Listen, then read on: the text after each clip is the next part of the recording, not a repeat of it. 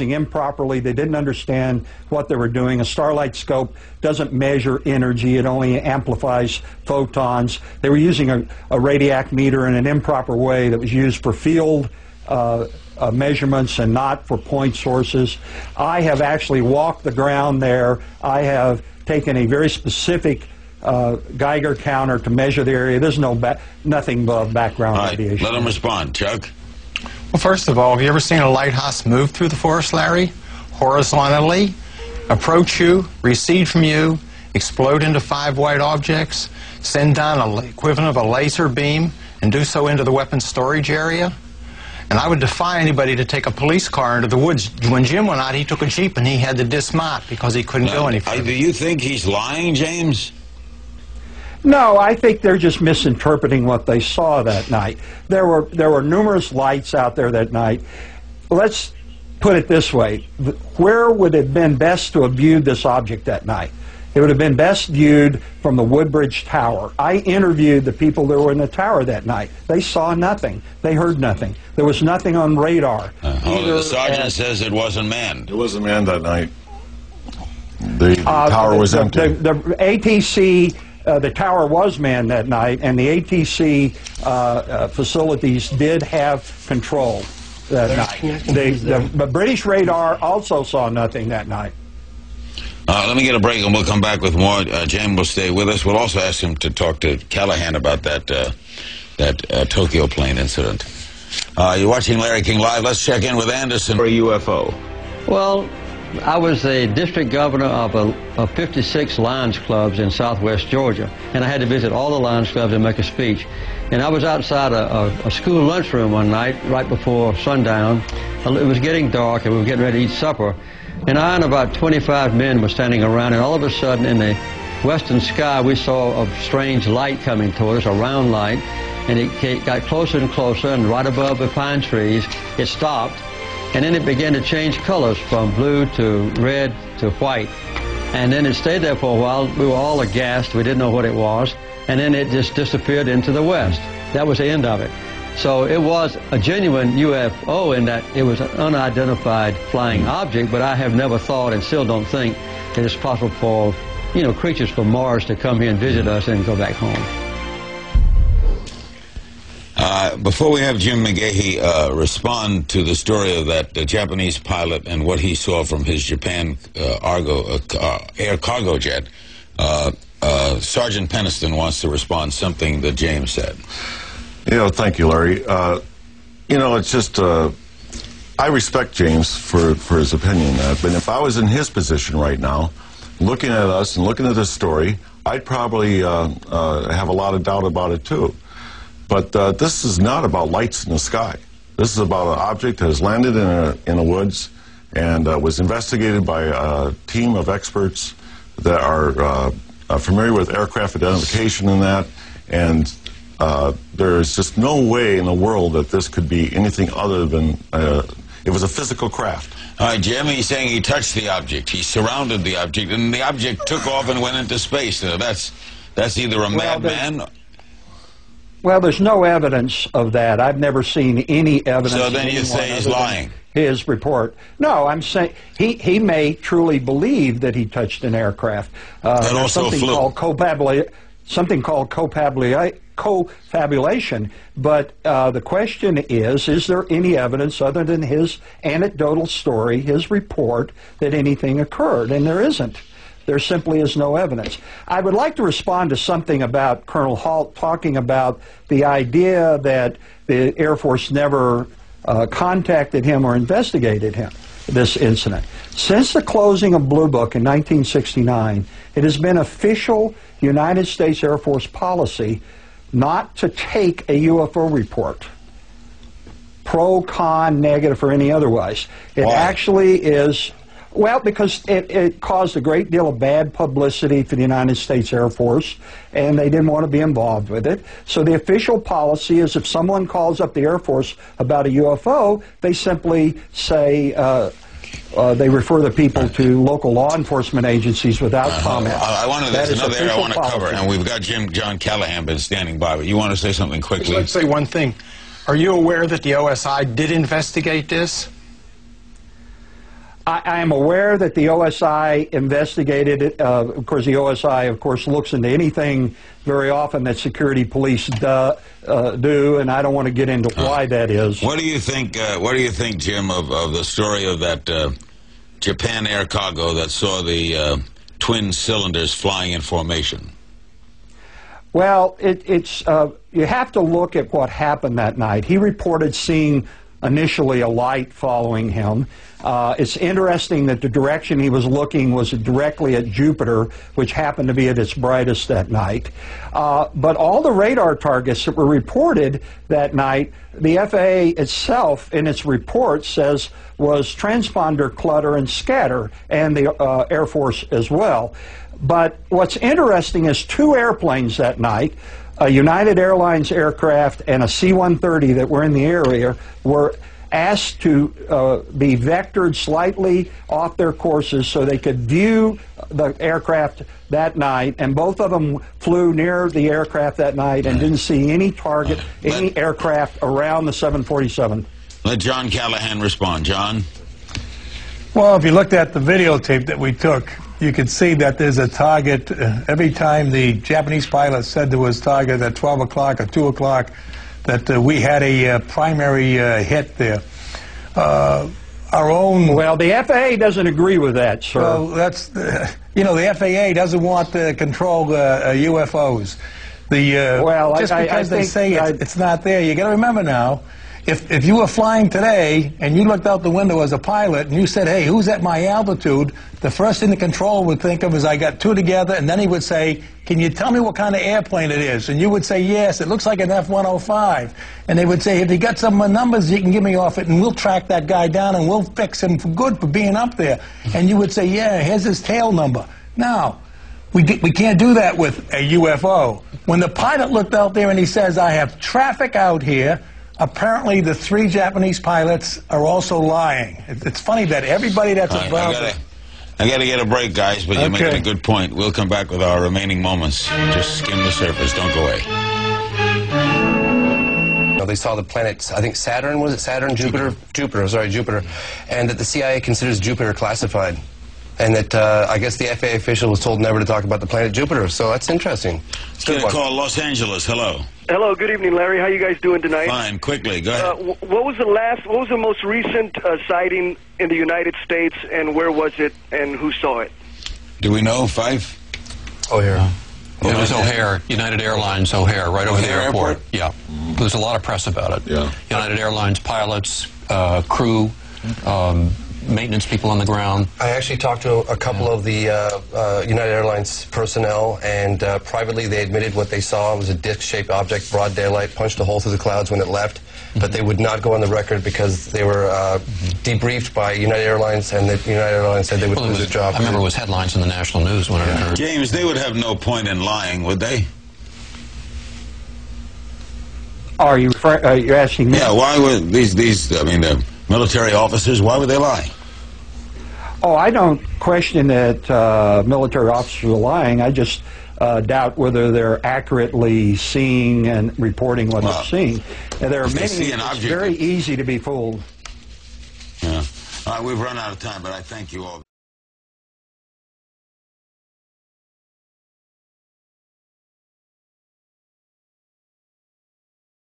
An hour in this area. But I do remember speeds in excess of 4,000 to 5,000 miles an hour. And he said it was traveling 10,000 miles plus. And they were going somewhere in the neighborhood of 11 to 14,000 miles an hour. They covered the distance from Columbus to Detroit in something like equivalent of about 20,000 miles an hour. That's not an infrequent occurrence out there. They happen quite often. There were probably 1,500 reported cases at that time. I have over 3,000 cases now. They estimated 100 yards from the left wing was this 100-foot disc. And the strength of the signal was as strong as the surface contact on the water of an aircraft carrier. This contact was huge. The size of these objects around 100 meters or greater. So it would go from 1 o'clock, 7 or 8 miles to 6, 7 o'clock, 7 or 8 miles inside of 4 or 5 seconds, you have to be moving pretty quickly. They could rise, just go straight up. They could do that, just seemed like instantaneous. Once they started moving, they went straight up, for a while, and then they went zap. Then it just sort of disappeared. It dematerialized. And left the atmosphere, just was gone. It just took off into space. It just left at high speed. He said, "You are never to speak of this again. As far as you're concerned, this never happened." And you never saw this, and I don't exist, and this situation never happened.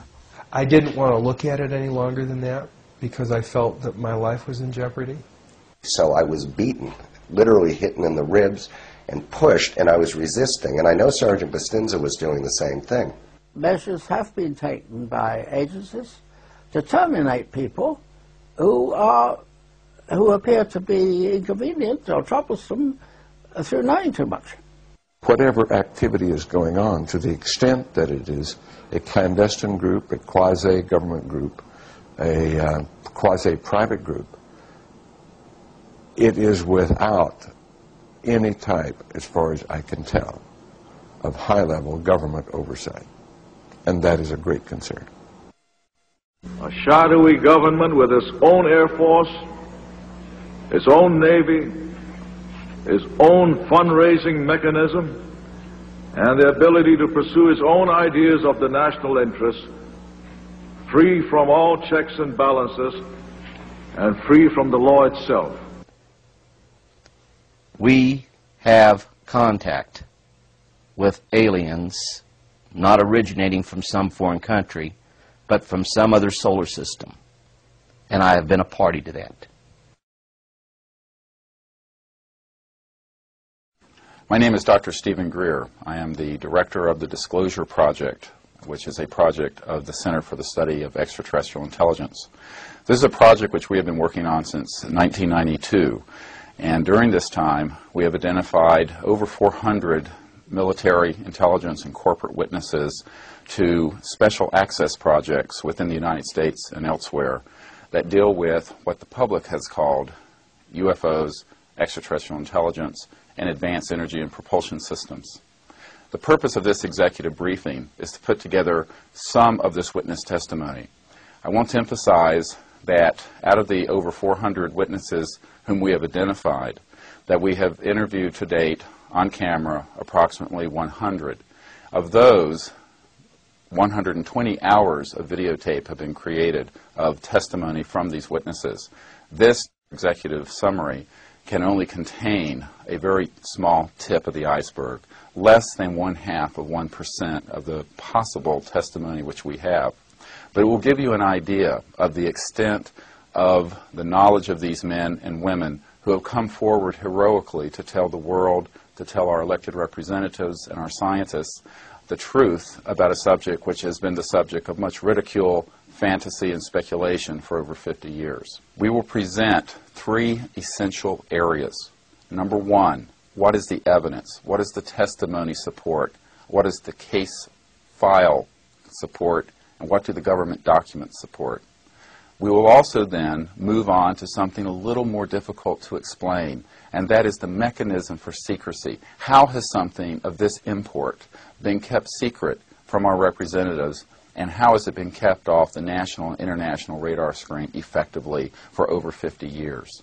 Without understanding this, the evidence itself has no foundation, because any rational person will conclude that this couldn't be true, or we would know about it, that the government leaks secrets like a sieve, and that indeed, if any of this were true, many of the people in society, in high places in our government, would know about it, when in fact they do not. So the secrecy around this issue, which has been extraordinary, must also be explained, and it will be.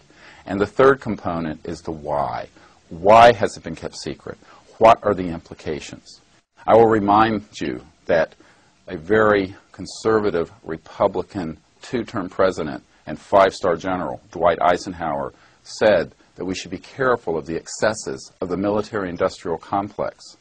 We now have learned, and you will hear testimony to this effect, that one of his chief concerns were that special access projects within the military and intelligence sector dealing with this subject were escaping the legal constitutional oversight of the American Congress and indeed of the American presidency. He stated this in January of 1961. In the councils of government, we must guard against the acquisition of unwarranted influence, whether sought or unsought, by the military-industrial complex. The potential for the disastrous rise of misplaced power exists and will persist. We must never let the weight of this combination endanger our liberties or democratic processes. We should take nothing for granted. Only an alert and knowledgeable citizenry can compel the proper meshing of the huge industrial and military machinery of defense with our peaceful methods and goals. Eisenhower's warning has really come full circle to this date, where we now see extraordinary funds being put into projects and being withheld from the American public, which, if released, could give us, indeed, an entirely new and sustainable civilization. These propulsion and energy systems, used for peaceful purposes, would enable the world to get off of its dependency of fossil fuels, oil, and the internal combustion engine, and have a truly non-polluting, sustainable civilization for thousands of years. The implications of this statement cannot be overstated. We are really talking about the ability of our civilization to move within a generation from a world which is facing environmental collapse, oil shortages, rolling blackouts in some of our states, and eventually growing world tension over a shrinking oil supply while demand skyrockets over the next 10 to 20 years. That grim scenario can easily be replaced by the declassification and peaceful application of these technologies. In addition to this, we have to consider what the risks are if we do nothing. The technologies, which are in compartmented secret programs that have been derived from studying extraterrestrial technologies as well as human innovations, which deal directly with energy generation and propulsion systems, are technologies which would enable the entire planet to begin to work in an integrated function and in a way that does not lead to greater and greater spiraling gaps between the rich and the poor. Beyond this, there is something of even greater concern.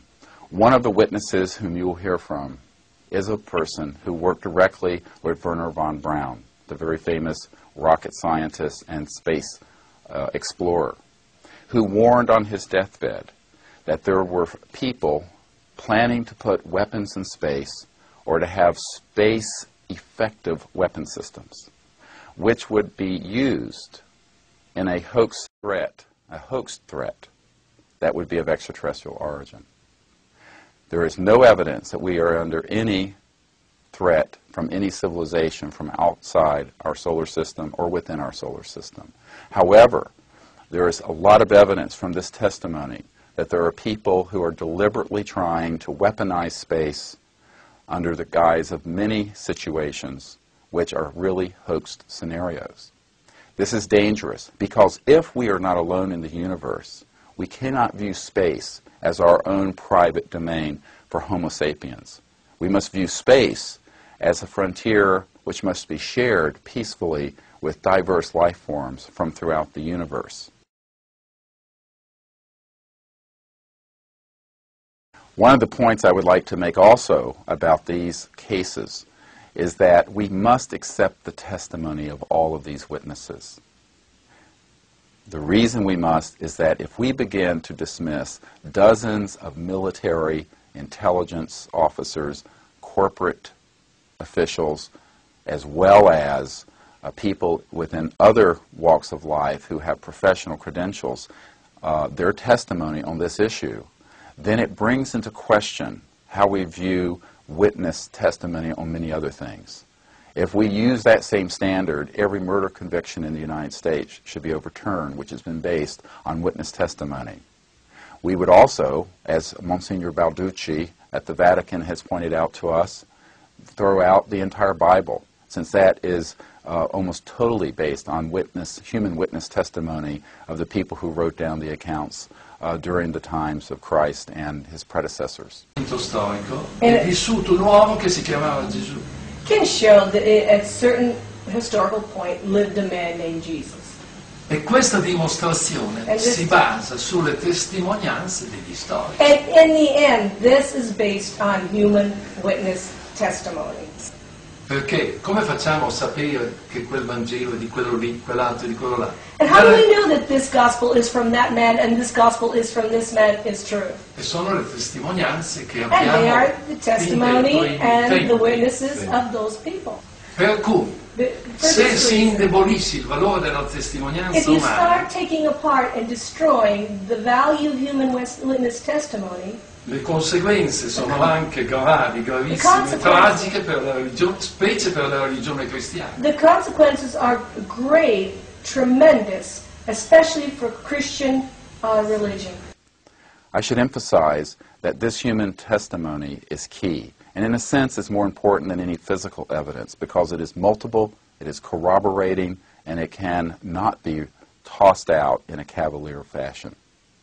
We should be very careful that we do not ignore this testimony because the testimony of these men and women serves as a significant body of evidence with the corroboration of photographs and other government documents.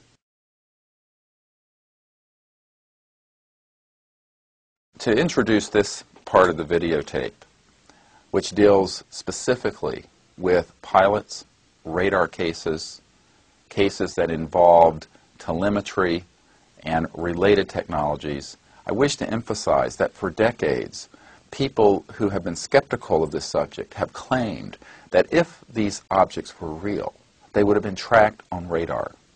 We have no fewer than 20 witnesses from the Air Force, the Marines, the Navy, the Army, as well as civilian authorities in the United States and abroad who are qualified air traffic controllers and pilots who have seen these objects on radar. Please note that these people absolutely will state that these have not been weather balloons, they have not been air inversions, they have not been swamp gas. They have been structured craft traveling at thousands of miles per hour, then suddenly stopping, hovering, or moving in a nonlinear fashion where these objects have been tracked and going from one spot to 500 miles away or further within one radar sweep. Commander Graham Bethune piloted his plane across the North Atlantic in 1951. The testimony you will hear is important and significant for a number of reasons. The object was very close. It was in 1951 and was tracked on radar moving at 1,800 miles per hour, a speed which no craft in the world could move at that time in those speeds. Additionally, we've been able to locate his co-pilot as well as documents from the government of his official debriefing and report which was made by the Navy and the military at that time. The flight was normally about 10 hours, but that night we had a 60-knot wind, and it was a headwind. And about maybe 300 to 400 miles outside of Keflavik, out of Argentia, I'm sorry, I saw something below the horizon on the water that looked like approaching a city at night. It was just kind of an ambient light, no definition whatsoever, but the same thing that you would see if you were approaching a large city at night. And all of a sudden we saw on the water a yellow halo that was very, very small, about 15 miles away. And it came up to 10,000 feet like that, a fraction of a second. And I thought it was going to go right through us. And I disengaged the autopilot, pushed the nose over because I was going to go under it at the angle it was coming toward me. So what happened, the minute that I did that, it was up at our altitude, and I could see nothing outside of the cockpit but this craft. So I didn't know which way to go. And then all of a sudden I heard a racket. I didn't know what it was. I said, "Fred, what the hell was that?" He looked around and he says, "Oh," he said, "everyone was ducking in the back of us, and they collided, and they're all laying on the deck back there, scrambling on the deck." So when I looked back, it wasn't there. And he says, "It's over here on the right-hand side." Now, it was about a mile or so away on the right-hand side, and it kind of drifted forward maybe to a position maybe 5 miles away, and that's where it stayed with us for quite some time. This is when we could first see, it wasn't above our altitude, it was below our altitude, but it was still above the horizon where you could see the side of the craft, you could see the dome, and you could see the color around the perimeter of the craft.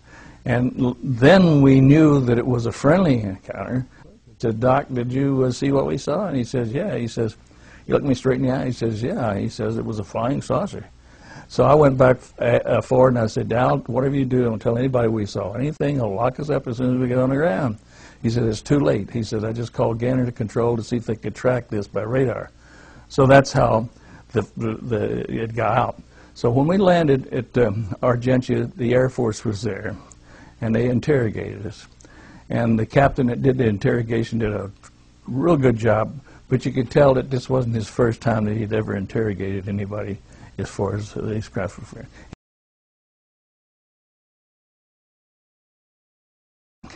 When that question was asked, it was 300 feet that came in my mind. And when I got the report out of the archives in 1991, I'd never seen anybody else's report. Everyone had anywhere from 250 to 350 feet in diameter. Now, the velocity when it left us was estimated from between 1,000 miles an hour to 2,000 miles an hour. And when I looked at the report, Al Jones estimated 1,800 miles an hour. Mine was 1,000, another one was 1,500 miles an hour, in that range. It turns out that the radar report, which I've never seen, said it was 1,800 miles an hour. So the other plane commander was sitting in the seat, took my seat, he hit it right on the nose. Now my boss, that's another thing. When he found the report in the archives in Wright-Patterson on Project Blue Book, and talking to Commander. I'm Fife Symington. In 1997, during my second term as governor of Arizona, I saw something that defied logic and challenged my reality. I witnessed a massive delta-shaped craft that silently navigated over the Squaw Peak area in North Phoenix in the evening, and it was truly breathtaking. To my astonishment, it appeared to be a solid structure. It was huge. It had a very distinctive leading edge with huge embedded lights in it, and it was just traveling quietly, made no sound, through the Arizona night sky. I still don't know what it was. As a pilot and a former Air Force officer, I can definitively say that this craft did not resemble any man-made object that I'd ever seen. And it was certainly not high-altitude flares as put out by the Air Force at Luke Air Force Base, because I've never seen flares fly in formation. The incident was witnessed by hundreds, if not thousands, of people in Maricopa County and in southern Arizona. I was never happy with this silly explanation. There might very well have been military flares in the sky that evening, but that sure wasn't what I and what hundreds of my fellow citizens saw. When the pilot first reported the UFO, he described it as a huge ball with lights running around it. He said it was about 4 times bigger than the 747 he was riding. And remember, the 747 has an elevator. And he's looking out the window and he sees something that's 4 times the size of his aircraft. He said he saw it with his eyes, his lying eyes, he saw it. The co-pilot with him saw it, and the other crew member all saw it visibly. Both objects were of a flattened disc shape with a dark area to the right. They were brilliant yellow with light emanating from within, and I estimated them to be up to possibly a mile across. I found myself astounded but curious, but at 12 miles distant these objects were becoming uncomfortably large, and I was glad to descend and land the aircraft. During Air Force Flight 3532 from Nice to London on 28 January 1994, I observed with my crew a UFO in broad daylight near Paris. This UFO was in evolution, and it looked like this, with a bank angle of 45 degrees. It seemed to be a huge flying disc. It stabilized and stopped moving. In a small area in eastern Belgium, approximately 140 UFO sightings were reported. Hundreds of people saw a majestic triangular craft with a span of approximately 120 feet, powerful beaming spotlights moving very slowly without making any significant noise, but in several cases accelerating to very high speeds. The witnesses then observed a landed spherical 3 meters diameter UFO at a distance of 80 yards, with 4 occupants near it. Very high luminosity was reported after slow takeoff, leaving physiological effects on the witnesses' eyes that were confirmed by the village mayor. The hiss noise described by the 2 witnesses was also heard by the anti-guard of the village. The UFO acceleration after vertical takeoff was estimated to be about 100 Gs by Japan experts. The occupants were seen floating in the air while entering the craft from its top, at first in a hurry like this. Unless the volume is so great it takes that long to preview it. Yeah, what do you think, Nick? Why 4 years? Well, yes, that's the point. Under the Freedom of Information Act, and by the way, that's one of the reasons why the Ministry of Defence have decided to release this. The MOD get more FOI requests on UFOs than any other subject. So the administrative burden of dealing with that has been so big that the government decided it's better to just take all the files and put them in the National Archives so that in future people can be referred there. But, of course, there are all sorts of exemptions under the Freedom of Information Act. Personal information of witnesses, classified information such as, for example, the capabilities of military radar systems, and some poor desk officer has to go through all this material, and there are tens of thousands of pages of this. I mean, it's an absolutely massive job. So we're going to get maybe half a dozen files every month for the next 3 or 4 years. I know it's taking a long time, but of course, as you would expect in the Ministry of Defence at the moment, there are all sorts of competing priorities. Bob Rosamond, has the UFO research, the British UFO Research Association, had many reports over the years about sightings? We have a substantial archive, actually. We have somewhere in the region of 12 to 15,000 case files going back as far as 1925. So it's quite a substantial amount of documentation, quite possibly Peter, more than the ministry itself has. Peter, why has this been in the United States and prior to this in Great Britain some dark secret? Why won't the United States release anything it knows? Yeah, a lot of people conjecture on that, Larry, and none of us, even serious-minded UFO investigators, knows the answer to that question. But it is an intriguing question. Of course, Belgium and Chile and France and now England, to a degree the Soviet Union, and now Russia have all, to one degree or another, opened their files on this subject.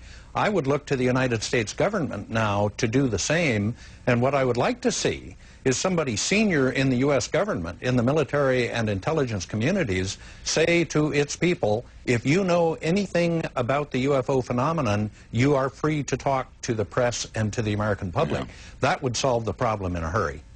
Lieutenant Colonel Chuck Halt, retired from the Air Force, sighted a UFO in 1980, and we'll hear one of his tapes when we come back.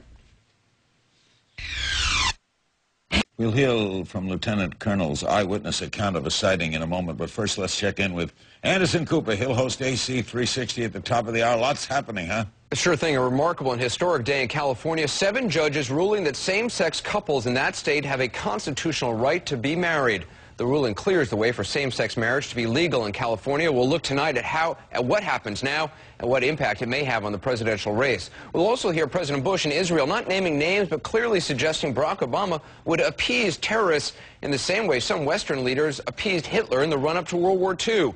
There was almost instant reaction from Democrats, including Hillary Clinton, universally supporting Obama. We'll hear all of that. And John McCain's plans for his presidency. He laid them out today in great detail. Was it a risky move? Our panel weighs in. All that and more, Larry, at the top of the hour. Thanks, Anderson Cooper. AC 360, 10 Eastern, 7 Pacific. Colonel Holt, as you know, made an on-the-scene sighting when he was a lieutenant colonel in service in the United States. He made a tape while he was investigating the scene. Let's listen. There's no doubt about it. There's some type of strange flashing red light ahead. There's yellow. I saw a yellow tinge in it too. Weird. It appears that he may be moving a little bit this way. It's right on past that. Yellow. It's coming this way. It is definitely coming this way. Well, we've got an object about 10 degrees directly south, 10 degrees off the horizon. And the ones in the north are moving. One's moving away from us. It's moving out fast. There's one on the right side of the wind too. Yeah, we're both heading north. Colonel Holt, how were you treated by the powers that be after this report was filed? Well, I was treated with respect, but everybody kept me at arm's length. Nobody wanted to get too close or too deeply involved. Why? Well, let's face it, there's a stigma that comes with this. Very few people are willing to speak out and tell the truth. It's just too awkward. You're criticized. Do you think the British government's actions might lead to some by the United States? I would certainly hope so, but the situation here is a little different. Keep in mind there are at least a half a dozen or more intelligence agencies that have their own, how shall I say, files, programs, whatever. They share when convenient, they trade when convenient, and they withhold from each other. Do you look in the sky a lot? Do I look in the sky a lot? Yeah, no. now. Are you No. And I don't belong to any organization or any magazine or whatever. But you are convinced you saw something that wasn't an airplane? I definitely saw something that can't be explained. Nick Pope, excuse me. Nick Pope, give me an example of a report you've seen in Great Britain. Well, we had, this is a report that's been in the public domain for a while, but just to show the sorts of spectacular cases that we do get, we had a sighting from a commercial airline pilot who saw 2 UFOs, estimated as being almost a mile long, and this thing was actually tracked on radar. There was a primary radar return. Then a few years before that, we had a case with a UFO flying over 2 military bases in England, seen by numerous police and military witnesses. One of the Air Force officers described this thing as a vast triangular-shaped craft moving from a virtual hover to a speed several times that of a fast jet, just in seconds. And this is an Air Force officer with 8 years' experience talking to me. We have a question from a caller in Mobile, Alabama. Hello. Hi, Larry. I was wondering if there is any data in the files relating to alien life forms, or is it all the data strictly regarding unidentified flying objects? Good question. Bob Russelman, in your files, do you have anything relating to alien form? We are now joined by a distinguished American in West Palm Beach, Dr. Edgar Mitchell, the Apollo 14 astronaut, 6th man to walk on the moon. Many of the Roswell witnesses told Dr. Mitchell their accounts, which he says were later verified by a contact at the Pentagon. What do you believe, Dr. Mitchell? Well, I can say, Larry, I have no first-hand experience, but all of my experience comes from what I call the old-timers that at some point in their, before they passed on, and these were folks all gone now, and because I was who I was, because I lived in the area, I grew up in the area, and because I was an astronaut, some of them wanted to get it off their chest before they passed on, and I happened to be selected to hear their story. And all of them, as I heard some of the earlier testimony, all of them were under very severe oaths and fear and penalty for talking, but they did want to talk. And at some point, what do you think, well, Dr. Mitchell, what do you think of Bill Nye's assessment when it comes to what happened, that this was a spy balloon? I'm sorry, Bill Nye he was saying everybody's colored by their beliefs and not looking at the evidence. I'm sorry, he's not either. And I think he's totally wrong. Let me ask you. Hold on, don't interrupt. Okay. Go ahead, Dr. Mitchell, I'm fine. Well, I eventually went to the Pentagon and asked for a meeting with the Intelligence Committee of the Joint Chiefs of Staff, which I got with another naval officer who had had many similar experiences. And we told our story, and this gentleman, a vice admiral, said to us, well, I don't know about that, but I'm going to find out.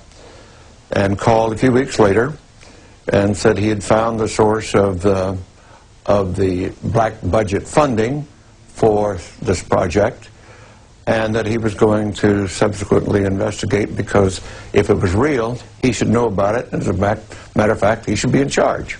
That was his words. And so we did get calls from him sometime later, and a report much later than that, that he had found the people responsible for the cover-up and for the people who were in the know. And we're told, I'm sorry, Admiral, you do not have need to know here, and so goodbye.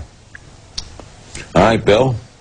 So what are you saying? So did you, first of all, did you interview these people on their deathbed or under oath? Okay, I want the viewer, I mean, I'm not going to change your mind. So that's for Ed, go for that. Then, you know, you said they sought me out. Referred to a vice president. They sought him out. Okay, yeah, but they were not on their deathbed. A deathbed declaration is quite a different thing from seeking you out and telling a story. Hey, this is not for you. I'm not going to convince you. I am not interested in arguing with you. I'm telling my story. If you want to shut up and hear it, I'll be glad to talk. Otherwise, no. Okay, I'm claiming that you haven't made a claim about aliens. You made a claim about a cover-up, which I'm right there with you. And you made a claim about an admiral who was not given clearance to read it. I'm right there with you on that. But go ahead about the aliens. I happen to have lived in the area, and the gossip, and I grew up in the area, and my family had farming and ranch holdings and farm machinery holdings. We knew many of the people, including the ranch where it was this was discovered. And in spite of all of the security oaths, etc., the talk in the community was of what it was, that it was a alien craft, and that survived all of the other stories and all of the other oaths and so forth. It was there for a long time. I happen to have lived there. As a matter of fact, Robert Goddard, the father of American rocketry, his farm was right down the road from ours, and I walked past his home every day going there. So I feel fairly well informed on all of this. And like some of your earlier witnesses, Larry, whose fathers talked to them or whose parents talked to them when they were involved, we heard the same thing. We knew it. It was not really covered up.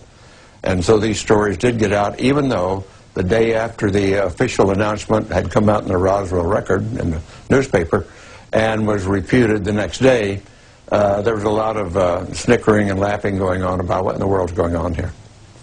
Dr. Mitchell, we're going to do more on this. I want to invite you back for a longer period of time. You're a distinguished American. We appreciate your appearing with us. Thank you, Larry.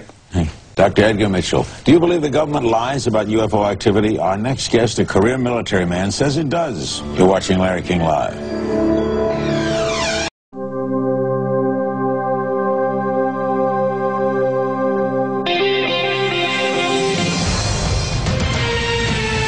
Have UFOs shut down our government's defense systems? There is evidence that something caused missiles to malfunction during test launches. Former Air Force officers tell their incredible story about the film that was confiscated by the CIA. What was on it? And why don't officials want us to see it? Find out right now on Larry King Live.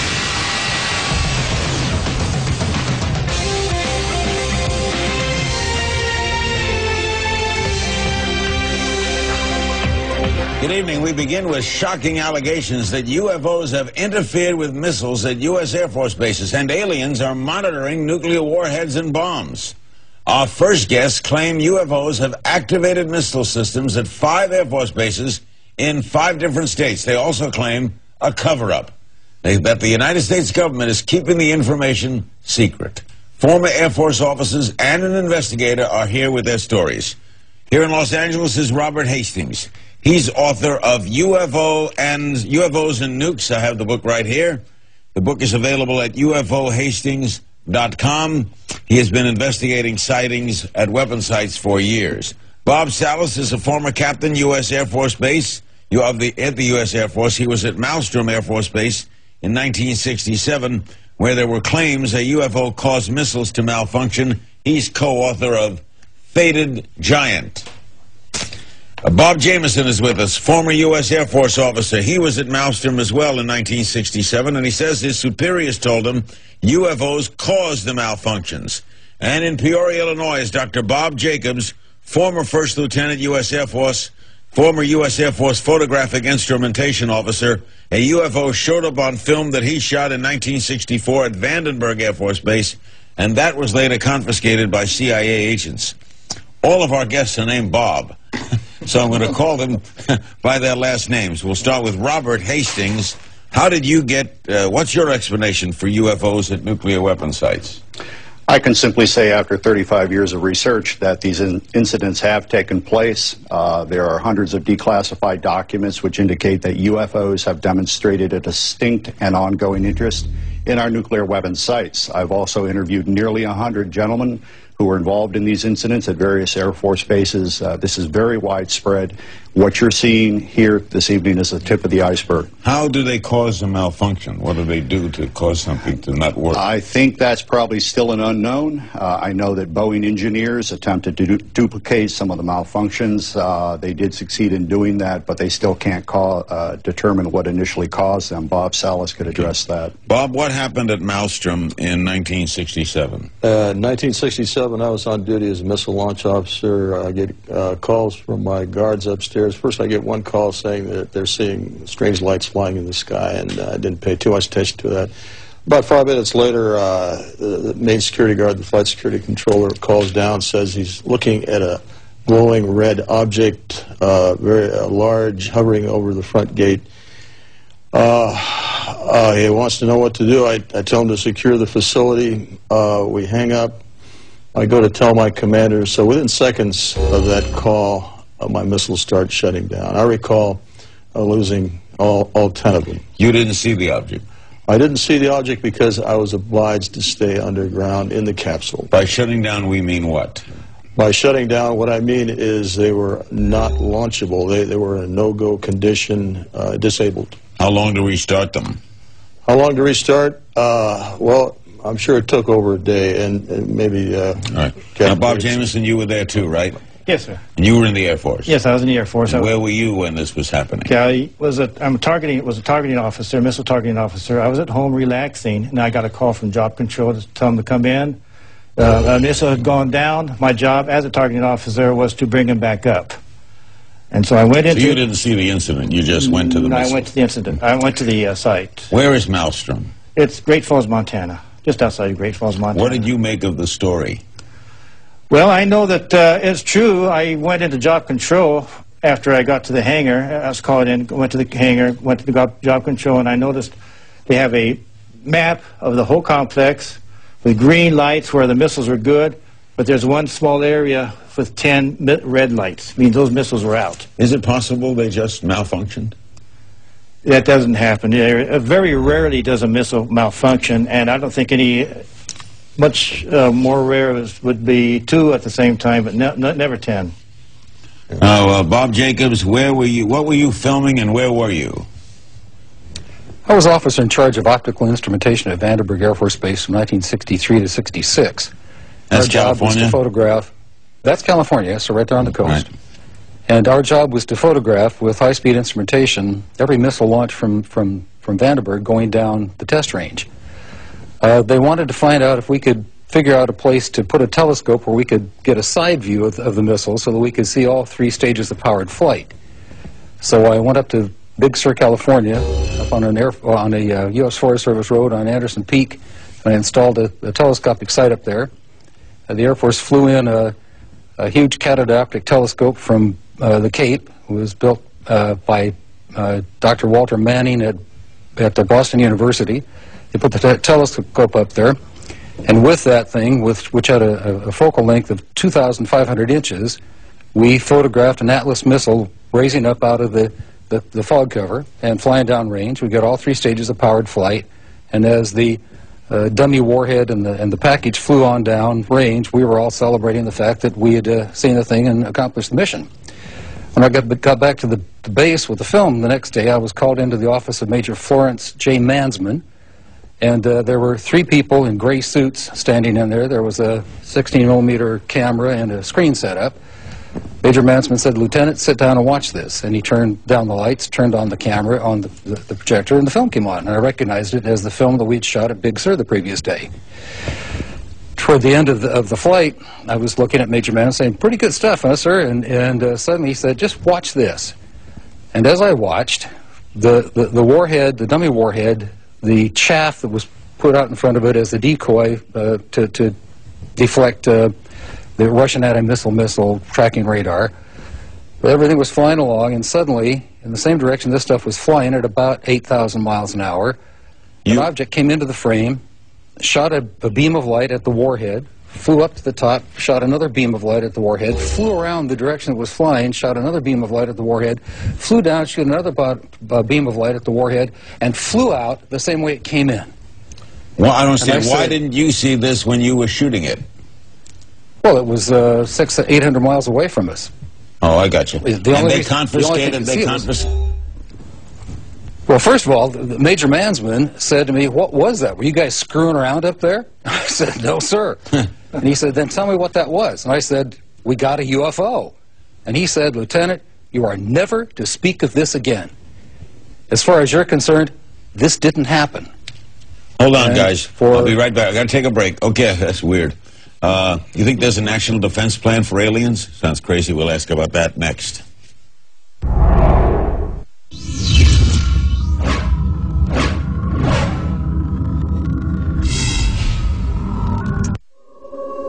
I'm not alone in witnessing something extraordinary. That's the bottom line. Powerful beaming spotlights. Angular in shape, like sitting on 3 legs. No type of aircraft I've ever seen rapidly maneuver and quickly disappear. Accelerating to very high speed. Majestic triangular craft. What we were seeing didn't resemble anything known to us. Bob Jameson will make this clear. You were asked to say nothing?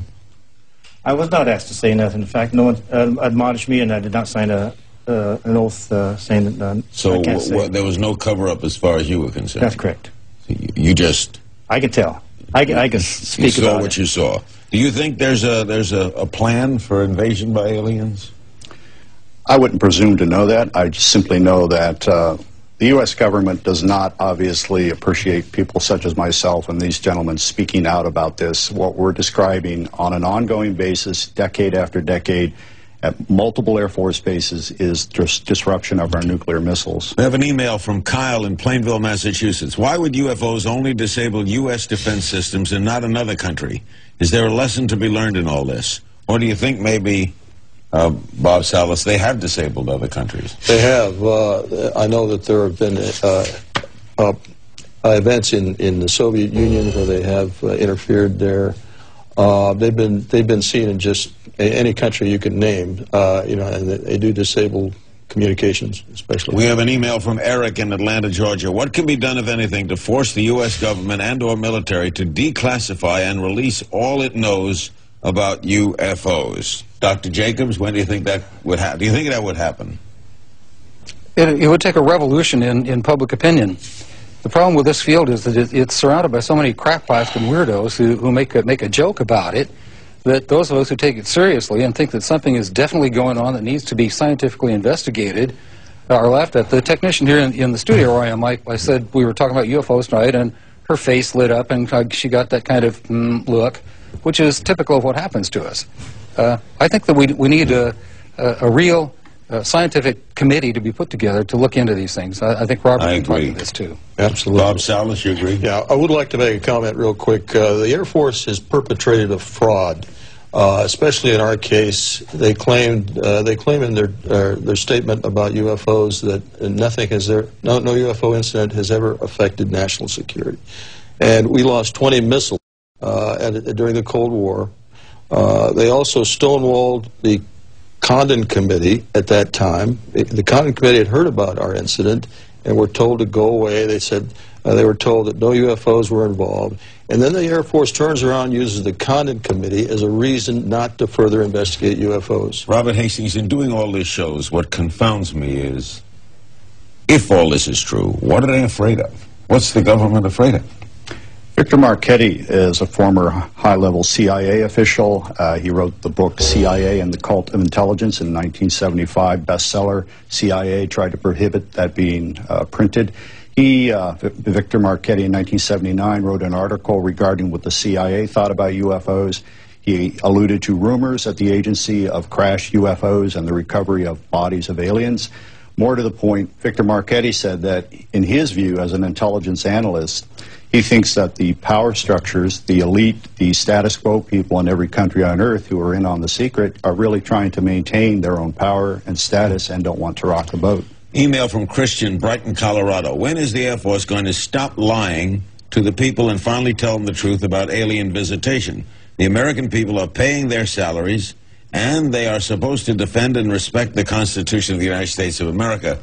Bob Jameson, do you think we'll ever see it? Do you think we'll ever see an Air Force official, Secretary of the Air Force, come on and say, here's the story? Perhaps through more programs such as this, we can get the public tuned to the fact that there are UFOs. They're not going to hurt you, I don't think. They haven't hurt anybody that I know of.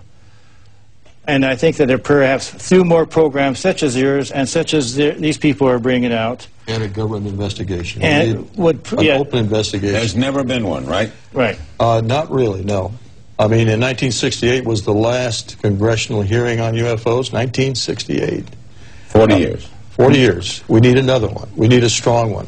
Hopefully the next administration will do that. There's been a lot of behind-the-scenes manipulation of Congress by the military liaison personnel. Because of what? Fear of what? Well, again, Larry, these gentlemen are talking about nuclear missiles being dropped offline. The Pentagon does not want the Russians or previously the Soviets to know that. It's going on in the Soviet Union, as Bob Salas said, but I have interviewed persons who were involved with Minuteman missile bases in the 60s, 70s, 80s, and 90s, and they say this is continuing to occur.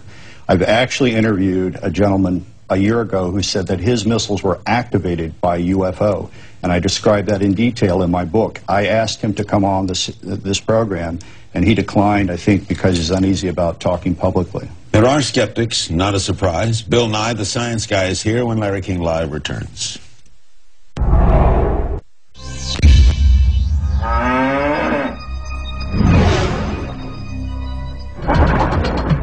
It does not contain any pattern of purpose or of consistency. It is not a weather balloon, nor an aircraft, nor a missile.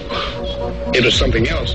I don't know what they saw in 47, but I'm quite sure it probably was Project Mogul. Nothing we had at the time could fit the description, size, shape. Go to CNN.com/Larry King right now. Take our quick vote. Is the United States government hiding knowledge of UFOs? Let us know what you think.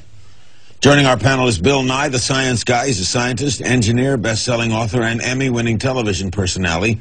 He's, by the way, a member of the Skeptic Society and a fellow with the Committee for Skeptical Inquiry. Now, Bill, assuming that these distinguished gentlemen are not lying, we have 3 former members of the Air Force and Robert Hastings, who's looked into this for a long time. What's your thought? Well, in the skeptical world, in science, we look at claims. We look at individual claims. So I noticed that we looked at the intro of your show and stuff, there's several UFO incidents all mixed together.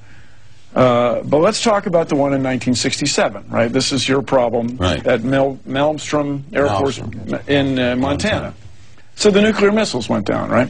So if you go look at the documents that these guys have offered, if I understand it, as evidence, you look at some, and you don't have to read it, but you see there's something blacked out, okay? Redacted. That's a guy's home address. They don't want you to publish your home address. Here's one with a whole bunch of people's office phone numbers and stuff, and it looks spooky and scary. Well, it looks spooky and scary. But it turns out that that day, or the day before, the power had gone out in some of the chiller units, the air conditioning, okay?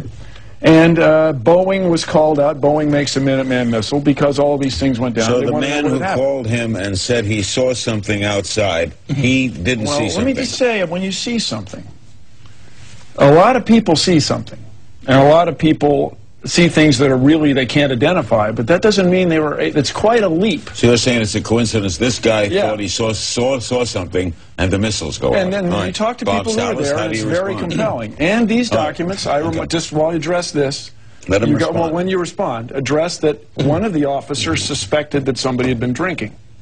Okay? I never heard that. So I never heard address that as claim well. that anybody was drinking. Let me say, first of all, the missile shutdowns had nothing to do with power failure. There is triple redundancy on power. We've got Montana Power, we've got backup generator, we've got batteries. Okay, the power. You've never seen missiles go down due to a power failure. Not really, because of all that backup on power. So this had nothing to do with power. Second point, the flight security guard that reported this was about less than 100 feet away from this object. He was looking at it through his window. It was right outside the front gate, right above the gate. It was glowing red object, pulsing, and that. Okay, did you see it? No, he didn't I see it. couldn't. I couldn't leave the capsule. But within seconds after that report, the missile shut down. Now, was that a coincidence? Well, it's hearsay, as we say. It's not hearsay. Well, you're It's saying that this testimony. guy told you. Well, you're not saying. I'm not asking you. You don't think he's lying. No. All right. So the guy did tell him. He did Right. tell him, and he saw something. And The guy saw coincidentally, the missile shut down. Coincidentally, Boeing was isn't that a called. weird coincidence? Yeah, I've many times I've flipped a light switch and Now, what you if hear the a same, siren. I mean, what if the same thing happened a week earlier? Only this time, 10 missiles go down. A lot of security guards see the UFOs right above the Or 5 other missile bases Okay, so on why haven't repeated we- occasions. Is that a from the coincidence, too? I mean, you combine the 50s, two, are 60s, those two 70s, and coincidences? 80s. One at a time. There was Well, over here's the thing, 100 it's not- people. Bill, well, in science, it's I not wish evidence. Edgar Mitchell were here, but in any case, It may not be evidence, let's say, but it is certainly 100 people source are of- telling the same story at different Air Force bases over a 40-year period. These guys were entrusted One with at a time. weapons of destruction by the U.S. government, Yeah. and there's 100 now who are coming forward and saying UFOs shut down their nuclear weapons. In And we have the mass psychosis in the among our interest of nuclear time, missile hold it. In forces. the interest of time, Dr. Jacobs, he takes pictures, he comes back, they call him in, they show him the pictures I of this saw it. I'm an strange thing. eyewitness. He saw it, I'm not talking about and people. they confiscate it. Yeah. I'm not, Well, I'm not talking I about wouldn't be people who report to surprised. something.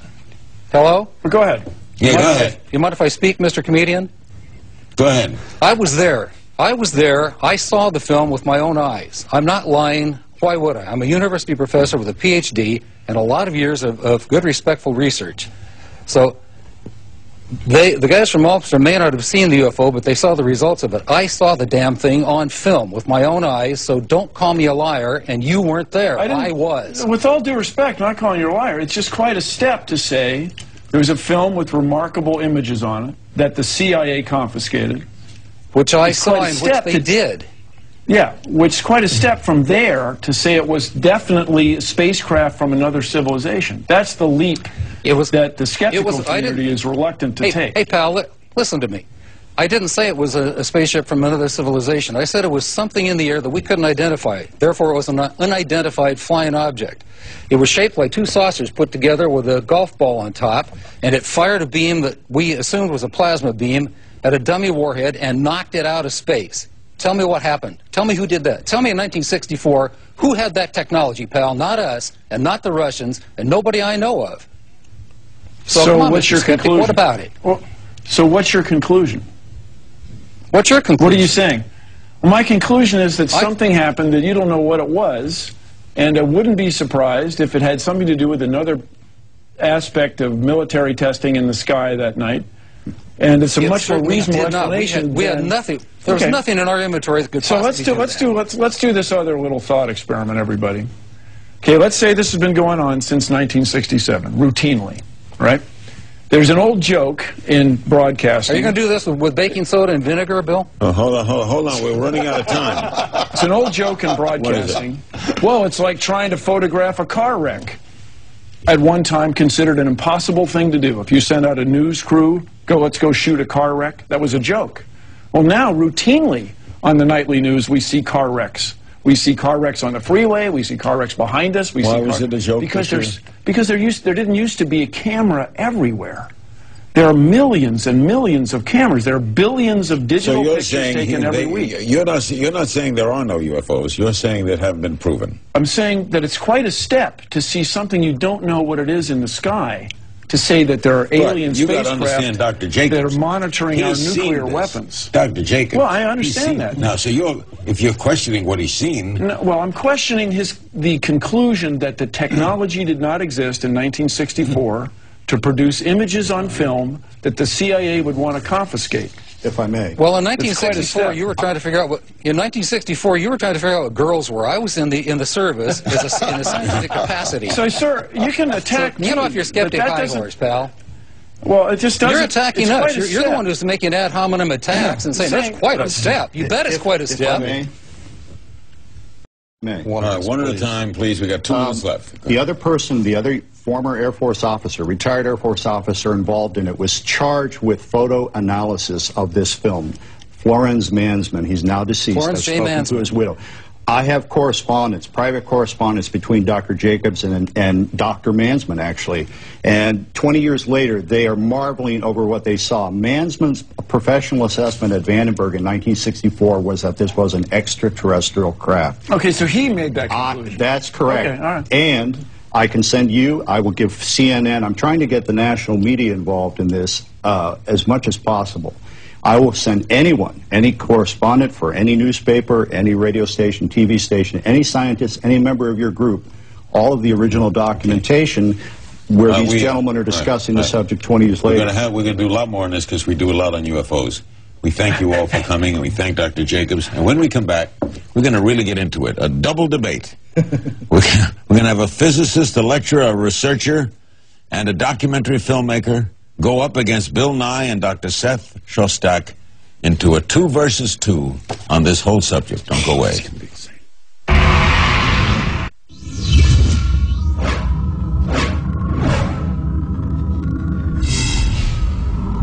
Do you think it's possible that it was from another world? My Air Force training says I can't think that way, okay? I know what I saw, and I get very upset, and I was wondering why they won't find out what it was. Until somebody actually sees it, they have no idea. No idea. A story this big, there's no way it could be kept secret from the public. What do you say to someone like that says that? Well, somebody's kept it pretty secret for quite a while, haven't they? 4 distinguished gentlemen will now debate this reasonably. They are here in Los Angeles. Stanton Friedman. He's a physicist, lecturer, and UFO researcher and author of Flying Saucers and Science. James Fox is a documentary filmmaker and UFO researcher, the executive producer of Out of the Blue, and finishing up a new film, the working title Beyond the Blue. Bill Nye, our science guy, remains. And in Boston is Dr. Seth Shostak, the senior astronomer for the SETI Institute. That stands for the Search for Extraterrestrial Intelligence. He's the host of the weekly radio program, Are We Alone? All right, Stanton, it is Bill's contention that, yes, people have cited things, yes, there are reports, but we don't know there are unidentified flying objects from other planets. Well, you know, I admire Bill's courage. I can't imagine a well-trained scientist who's expert at communicating science to the general masses of people, who has courage enough to go on a national, international television program to talk about something which he hasn't researched, something which he knows nothing about, and pretend he's being a scientist about it. Frankly, I'm sick and tired of the debunkers making their research be proclamations. I mean, Bill showed a document with, you know, names redacted. How about this is a CIA document, it took me 5 years to get, about UFOs, not just names redacted. Right. Are you saying, Stanton, as a physicist, that there are unidentified flying objects that have come from other places? Yes, I'm going beyond that. That's why the book is Flying Saucers and not UFOs. UFOs would be shilly-shally. They'd be unidentified, yeah. Yeah, I'm saying some of these... What are you saying? Some UFOs are intelligently controlled extraterrestrial spacecraft. We're dealing with a cosmic Watergate, meaning a cover-up by the government. Right. And there are no good arguments against those two. and we're dealing with the biggest story of the millennium. Before I have Bill respond, let's have Dr. Shostak respond. Doctor, what do you know or not know? Well, you know, Stanton likes to say those of us who are not doing the UFO research shouldn't opine about them. And I find that not such a convincing argument because, frankly, I don't do black hole research. I'm an astronomer. I don't do black hole research. But I can read a paper about black holes and decide whether it sounds credible or not. Is the guy who did it, is he credible? Was the paper reviewed? Are other scientists convinced? Can I repeat the experiment? There's no reason that Bill Nye nor I can't offer a serious opinion on this subject. So I regret that he said that. Secondly, you're not offering a serious opinion. Oh, don't interrupt, Sam. Okay. All right. Let's bring in James Fox. Do you know that you're not a scientist, but a filmmaker? Do you know that objects have come from other places, not the Earth? Here's my theory. Okay, we have two possibilities. Two possibilities. The observed phenomenon. By the way, I've got a little document here that was released through FOIA request. It's from the Air Materiel Command, General Nathan Twining, admitting on the 23rd of September, 1947, that the phenomenon is real and not visionary or fictitious. What do you know? So basically, there's an observed technology for at least 60 years that one can easily establish. The ability to hover without making sound, without disturbing the air, and accelerate from a standpoint to out of sight in the blink of an eye. So either there's an agency within some government in the world that's in possession of that technology and has kept it under wraps for 60 years, and I can definitively say that. Government could be ours. And it's a terrestrial explanation. There's a terrestrial explanation for that technology, or there isn't. Or the government could be ours, too. Or the government could be ours. So, which would explain its Which would explain that they've kept this technology under wraps for 60 years or more. Can you unequivocally, Bill, say that there are no objects coming from outer space? Can you say that? Of course not. There are definitely objects coming from outer space. There's 100,000 tons of manned alien of dust that lands put a sheet out every night, you'll find dust. Aliens. No, I'm very skeptical. You know, as we say in science, the simplest explanation is generally the best one. So here's our problem, I think. People are confident that the United States government has covered things up. Right. And indeed, if you read recent publications, stuff declassified last year, and I didn't write the book, but if you read something like Legacy of Ashes about the CIA has covered up a lot of things. And a couple times they got their own forces shooting at themselves because one part of the organization didn't tell what the other part of the organization. What's your point? My point being that the U.S. government could have accidentally led people to believe that there was a lot more going on than there really was. And so this ability of the U.S. government to create these rumors, generally inadvertently, may I say, has led people to have confidence that when they can't explain something by traditional means, it must be some amazing, never before experienced let me get a break. We'll come right phenomenon. back. Okay. Where are these so-called space aliens coming from? What do they want from us? We'll ask after the break.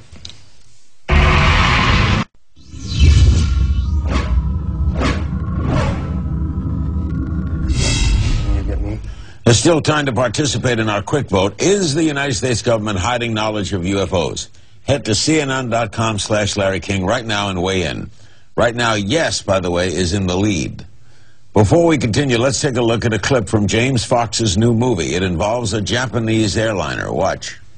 Picking up a hit on the radar, approximately 5 miles in Charlie, your 6 o'clock position. Do you concur?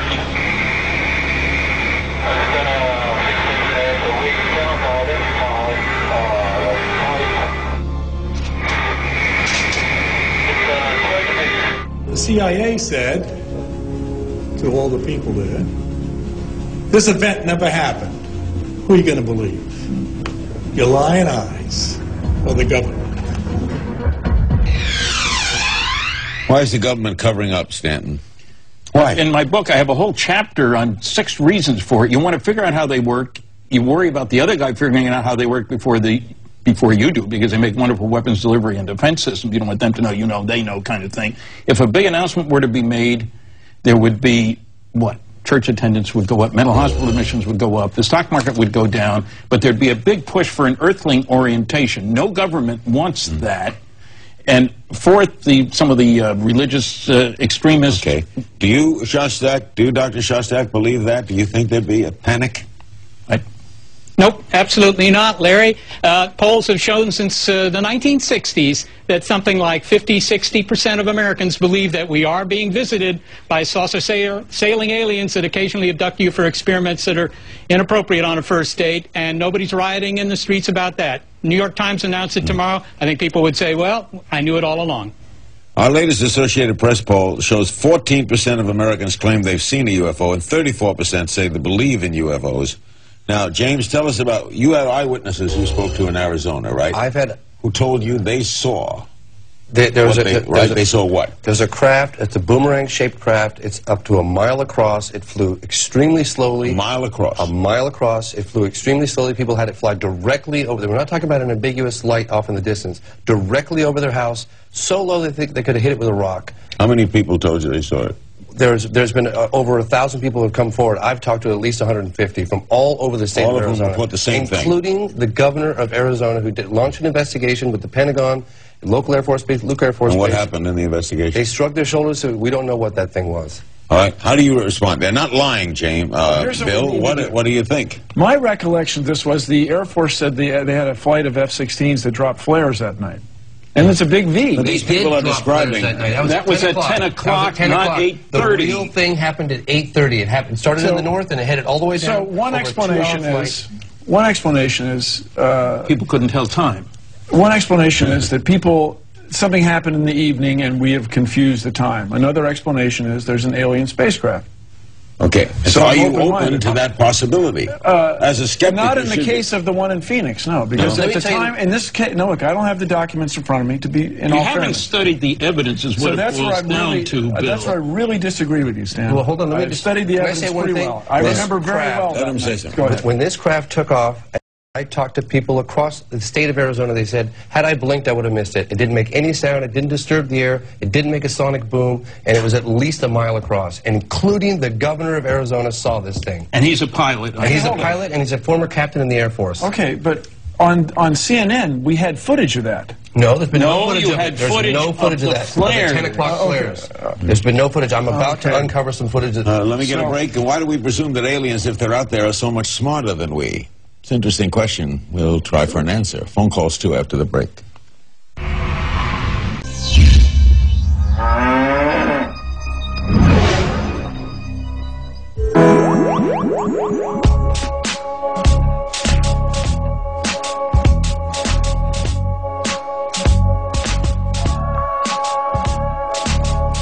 Another civilization.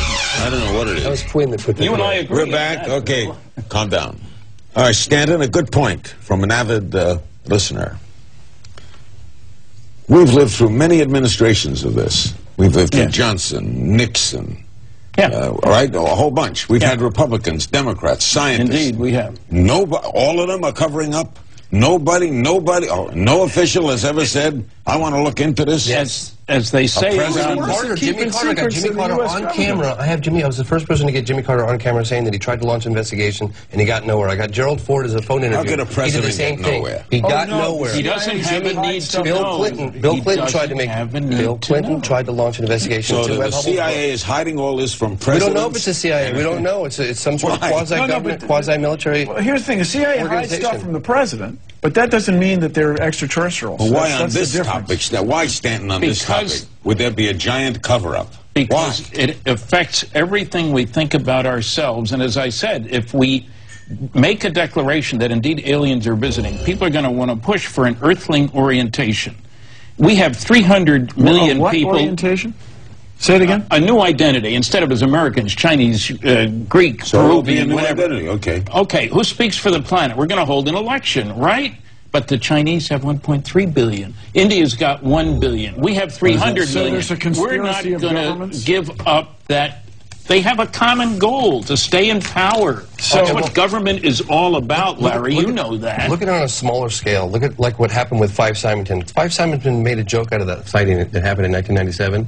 He had one of his aides dressed up in an alien suit. This massive craft flies over the state of Arizona, The governor said there was mounting pressure from his constituents to get to the bottom of it. There's growing hysteria. He holds a press conference. He has his aide dressed up in an alien suit, makes a joke out of the whole thing. And the reason why he did that, and he told us 10 years later, is because they didn't know what it was. And people were freaking out. I have this an email from Ann in Duncan, Oklahoma. UFO conspiracy theorists say the U.S. government is conspiring to keep extraterrestrial contacts a secret. Why wouldn't aliens themselves make their presence known to the world? If they can travel light years to get here, they don't need government permission for anything. Don't you think they would do that, Seth? Yeah, oh, well, of course they would. Look, you just have to look at the historical analogs, Larry.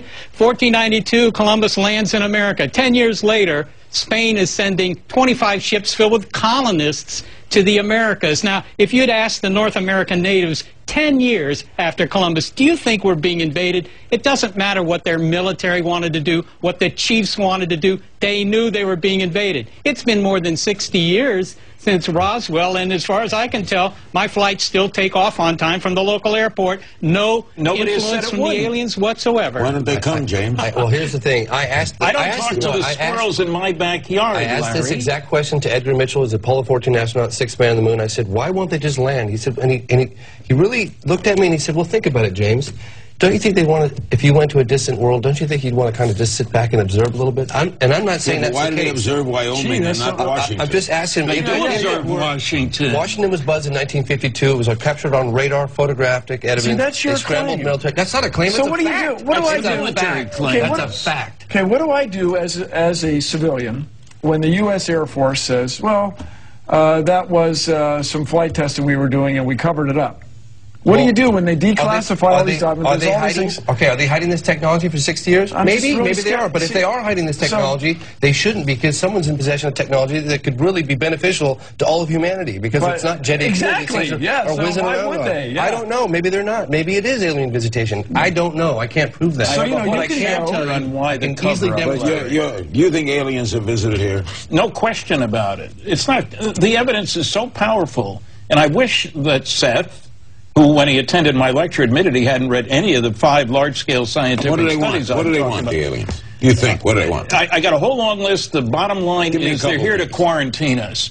Quarantine us? Hey, we're a primitive society whose major activity is tribal warfare. I worked on fusion propulsion systems. Everybody in the neighborhood is going to know about fusion. That's what makes the stars work. Within a short time, we'll be able to take our brand of friendship, which everybody else calls hostility, out there. Remember, this is a planet that killed 50 million of our own kind. So you're saying the aliens are afraid that we will take over their technology? Didn't say that. This is all speculation right now, guys. Why don't we start talking about the facts? Okay, that's where we disagree, is on the facts. Well, disagrees on the facts. Have you looked at Bloomberg Special Report 14, the biggest study ever done? We have government documents basically stating that these things exist. It's like... Well, you guys, have you been to Wright-Patterson Air Force Base? Of course I have. So you can go. If you've been there, Larry, it's cool. All kinds of areas you can't get into, Bill. Everyone always talks about... Yeah. I had a clearance. They don't show you an alien, do they? No, just that when you I had security clearance for a while. Okay. What would you do if you saw one of these things? Oh, I would first of all, I would take a picture of it. Okay, then what? A good one. Then what? Then what? Then I would look at the picture carefully. And then you'd laugh at yourself because no one would believe you. Let me get a break. We'll be right back. Okay, you guys. We'll be right back. It's quite a step. It's true. No one will believe you. We'll be right back.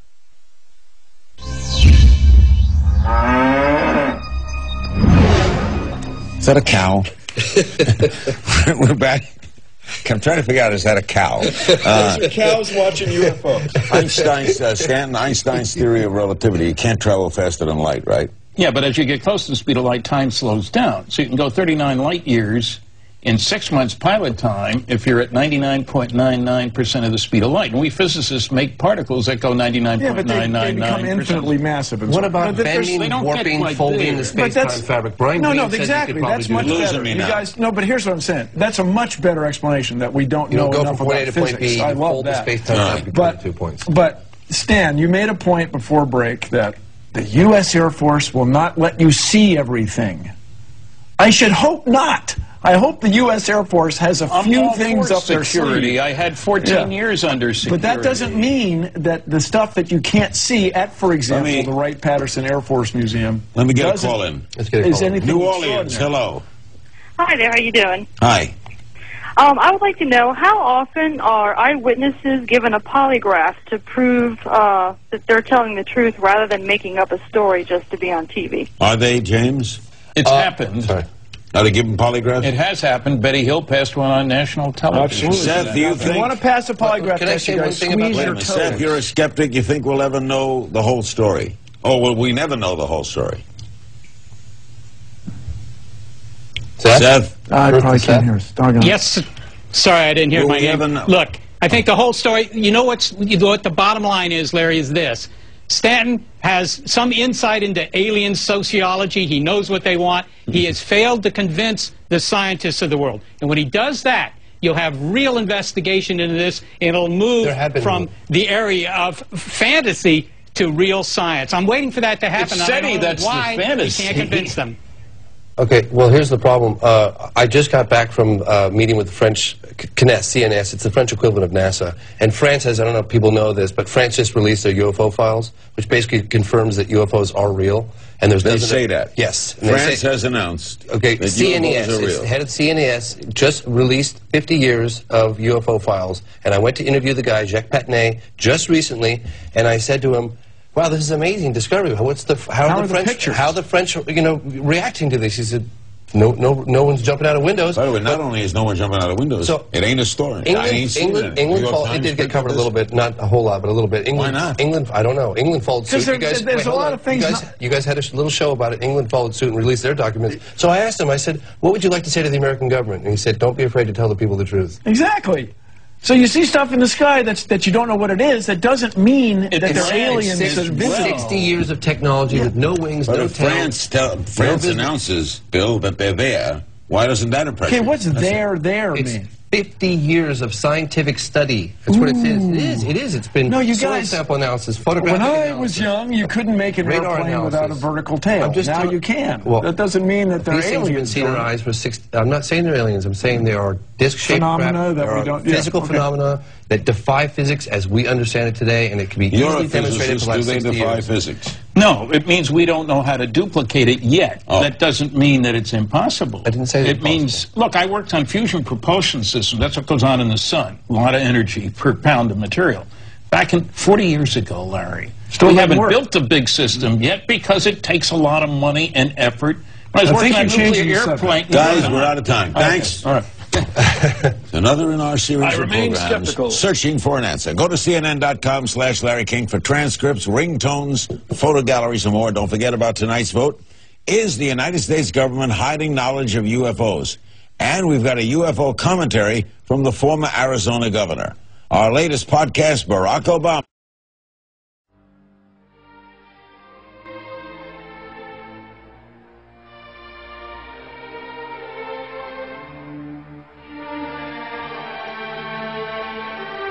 Brian O'Leary is a former Apollo scientist, astronaut, trained for America's first manned mission to Mars.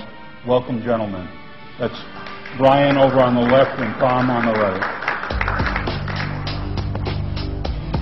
By now, most of us have heard about the face on Mars and repeated accusations that NASA has been covering up the truth.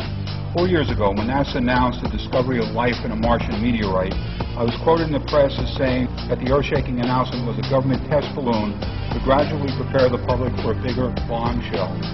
I also said that the announcement was part of a time-release program to give us all the news in stages. The release of 65,000 photographs from NASA's Mars Global Surveyor has now put us on the fast track to discovery about a past intelligent civilization on the red planet. This is NASA's uncover-up, if you will. And the space agency, and I haven't said this in the past, but I'll say it now, is being graduated. We're finally making these photographs available to the general public. Today's press conference is truly historic. Tom Van Flandern, Brian O'Leary, and scores of scientists the world over have been eagerly poring over these pictures and discovering remarkable things. Strap yourself in. We're about to see compelling proof of artificial structures on Mars that could have profound implications for the history of the human race. As fate would have it, NASA's Mars Odyssey, named for the spacecraft from Arthur C. Clarke's breathtaking film 2001, is now racing toward the red planet. When the Odyssey finally sends pictures back to Earth sometime this coming year, NASA will have taken the next giant step in preparing the public for some very exciting news indeed. Clark believes that, quote, large life, unquote, namely vegetation, perhaps even trees, may be present in some of the Mars Global Surveyor photographs that Tom Van Flandern will be showing you in just a few minutes. This is a sculpture by artist John Sheldon of the famous five-sided pyramid photographed by NASA's Viking probe in the Cydonia region of Mars.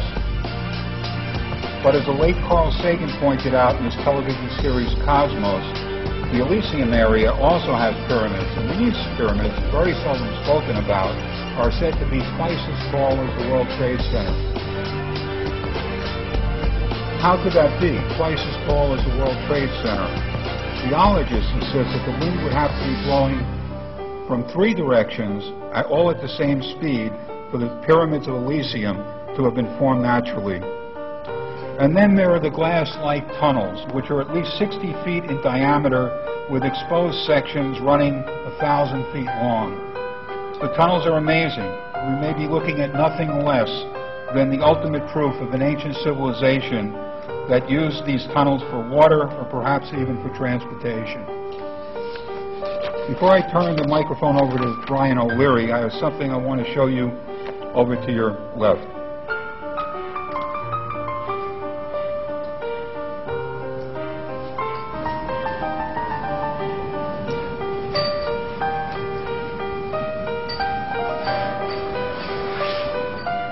The face on Mars is back.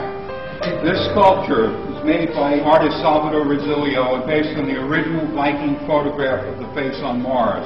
It shows a giant sphinx-like figure with human features in Cydonia. And now a new photograph has been released. That's really going to make you sit up and take notice. It's an entirely new face on Mars, and this time it appears to be the face of a woman wearing a crown. Okay, and now I would like to introduce Dr. Brian O'Leary.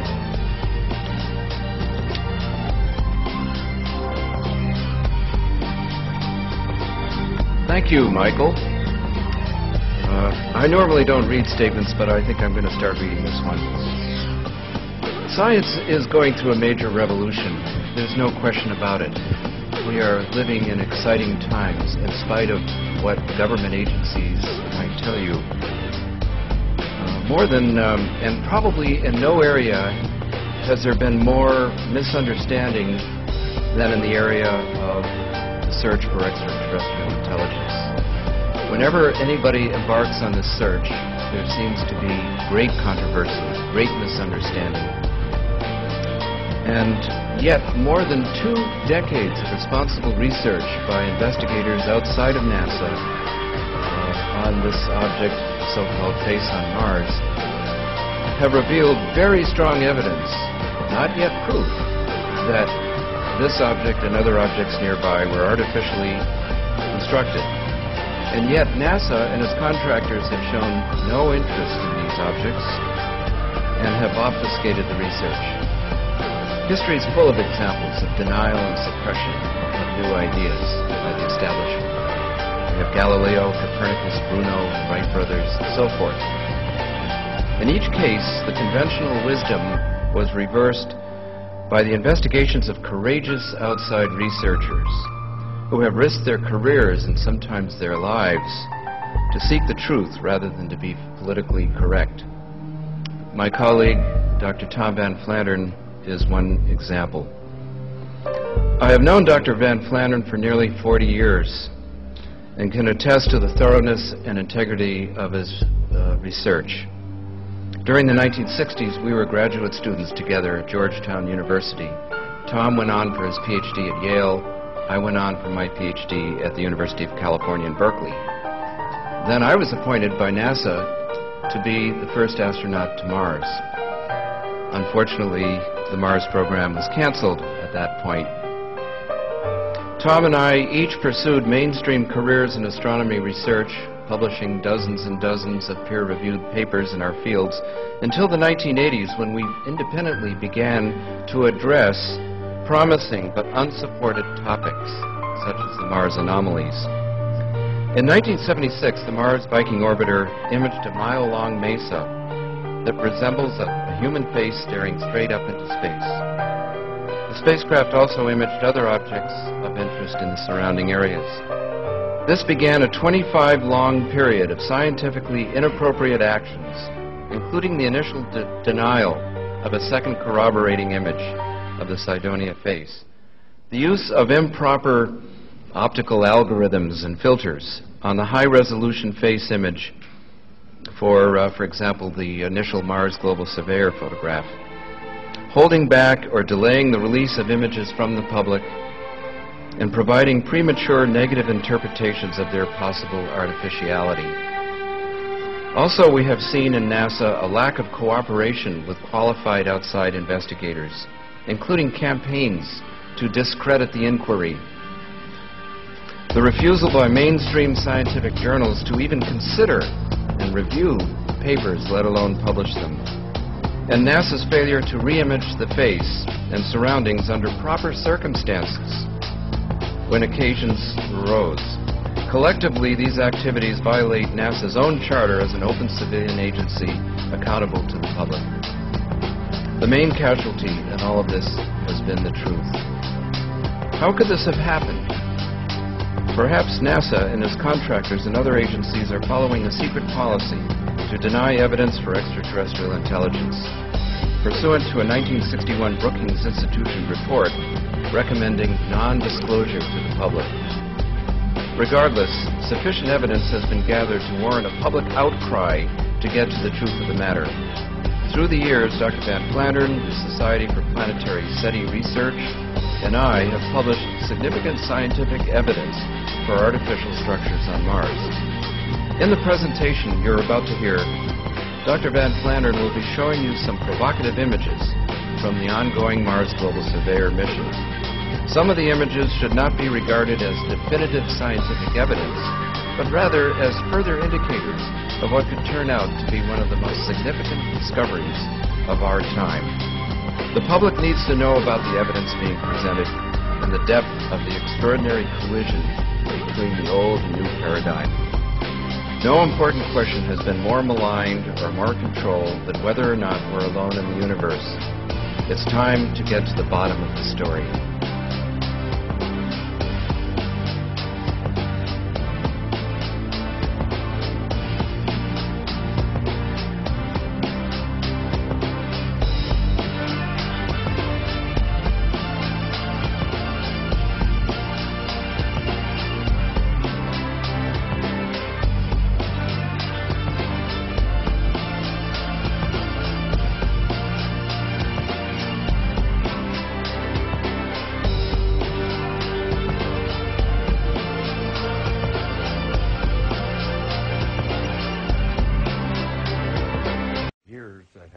Dug into this, very talented people.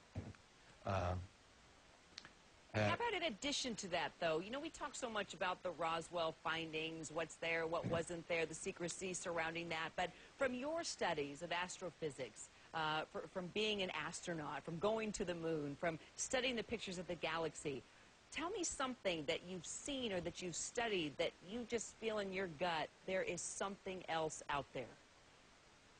Well, you were saying it right. It's an intuitive feeling. After looking at the heavens and the modern pictures of the Hubble telescope, from the Hubble telescope, and seeing the complexities and the beauty and recognizing the universe is much more complex and magnificent than our earlier pictures, our earlier understanding would have ever let us imagine. And so that, you're right, that's the intuitive aspect of it. But the real question here that we've been addressing is, have we been visited? Are we, since we are now a spacefaring civilization, having only gone to our own moon, but have our visitors, the aliens, have they come to us? And all the evidence says yes. So what is it that you want to see the Obama administration release? What is it specifically? What do you think is there that we need to see? Well, the other nations, and this has been a global phenomenon, other nations in just in recent history, the Belgian nation, the French, the Brazilians, the Mexicans, the Argentines, all of their files have been opened up, and there's no reason in the world why the U.S. files, the leading nation in the world in this period, should have been reticent in opening ours too, except special interest groups. So Edgar, but let me ask you, I mean, for all the stories that have leaked over all the years, I mean, and there's always somebody somewhere that's going to leak something, and if there was really something there, don't you think by now somebody would have said something? Oh, it has. People have been saying it all along. But for example, just the explanations of the Roswell incident has changed every few years, and a new story comes out. If it were really that simple, if it weren't what it really was, you wouldn't need all of these various stories coming out. And so the attempt to cover this up and to disguise the issue and create misinformation and disinformation is very well recorded.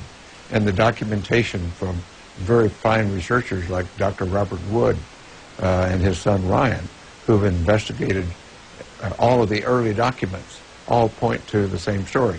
Hey, we're not alone here when we've been visited. Well, Edgar Mitchell, I'll tell you what, it fascinates all of us. We'll stay on it, and please let us know if you're able to dig a little deeper and bring us a scoop. Edgar Mitchell, great to see you. Thank you. Okay, you heard from a man who's been where only a handful of Earthlings have been before. Does his argument add any gravity to the issue? Tell us if you think the president should open up the mysterious UFO files and why. Our email, cnnnewsroom@cnn.com. We're going to read your responses in just a bit. Attention drive.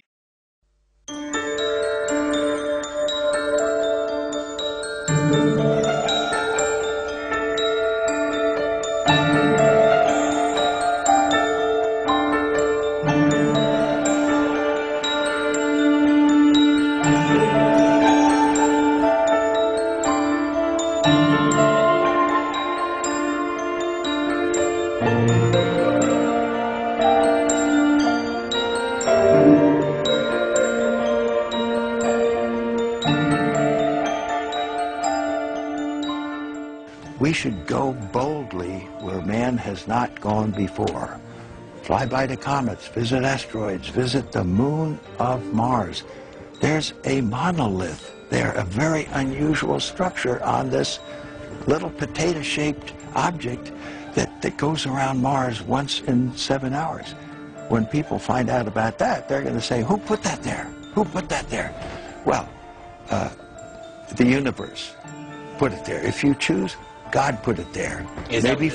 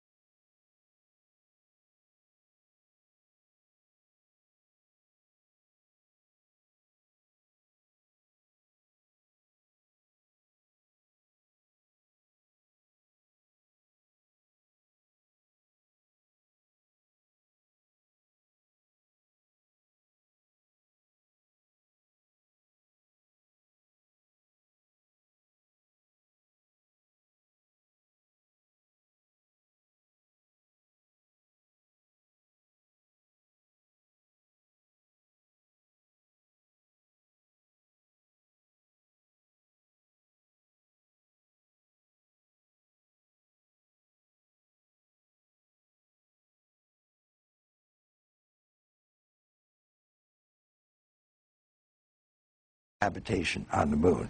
We can visit other people with their habitation. We can keep track. If there's something very important to be developed from the moon, I'm not sure what it is right now.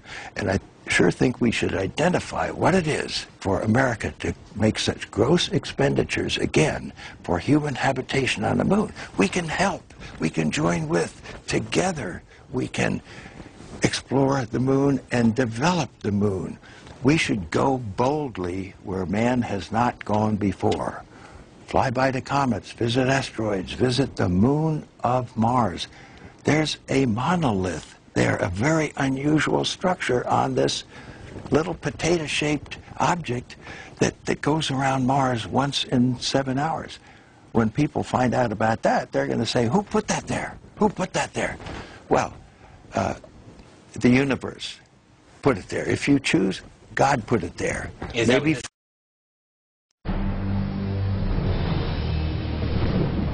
Ancient monuments, deep underwater. A once thriving metropolis, now half a mile under the sea. Lost cities submerged for thousands of years. All over the world, there are sunken cities. There's more than 200 known sunken cities in the Mediterranean alone. What we're looking at are the remains of cities at a time when mainstream archaeology tells us there were no cities anywhere in the world. Are underwater monuments examples of mankind's earliest civilizations? Or is there evidence of skills far beyond that of primitive man? And if so, where did it come from? The native legends are very clear that something or someone landed and then knowledge all of a sudden spread. There's many legends with lights coming from under the water. You start to get the idea that there's some kind of ancient alien underwater base.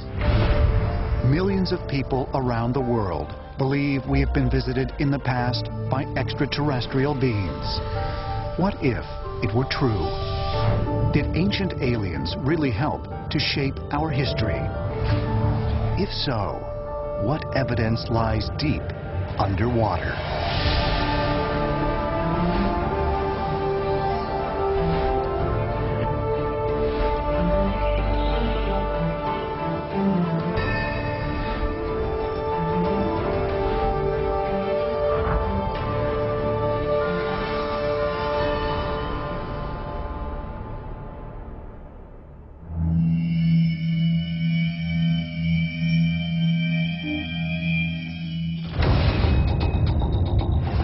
Covering more than 71% of the planet, the Earth's oceans are a vast and largely unexplored mystery. For most of recorded history, man could only guess at what lay beneath the ocean surface. But new technologies are reaching new depths. Researchers around the world are finding the unexpected. Underwater complexes and sophisticated monuments that defy the conventional historical record. There are remains of urban civilizations on parts of the Earth that were exposed on land 10,000 and more years ago. And this means that urban civilization is far older by many thousands of years than many scientists now believe possible. Scientific theory suggests that during Earth's last ice age, ocean levels were once much lower than they are today. You have to envisage a world in which there are 2-mile deep ice caps sitting on top of Northern Europe and North America, in which are accumulated enormous quantities of water. And we know that this water began to melt about 21,000 years ago and finished melting about 10,000 years ago. As a result, rich coastal lands were slowly submerged by rising sea levels. 10 million square miles of land was flooded all around the world. That's roughly the size of Europe and China added together were just rubbed from the record. They just disappear from the story. And in my opinion, archaeology is not doing enough work to investigate those lost and submerged lands. While much of the ocean's floor remains unexplored, for thousands of years, philosophers and scientists have been drawn to one of the greatest mysteries of the sea, the legend of the lost city of Atlantis. It's been said that more books have been written about Atlantis than any other subject. But most of what we know comes from the Greek philosopher Plato, who wrote 2 books about Atlantis, the Timaeus and the Critias. Written in 360 BC, Plato described Atlantis as a highly advanced city, ringed by concentric walls, which flourished 9,000 years before his own time. There are descriptions of huge palaces for kings. It's stated that Atlantis had huge naval forces which it used to conquer other parts of the world. It was an urban civilization. According to the ancient Greek texts, Atlantis was connected with extraterrestrials from the beginning. It was founded by the Greek god Poseidon. Poseidon can be regarded as an extraterrestrial in the sense of not being of this earth.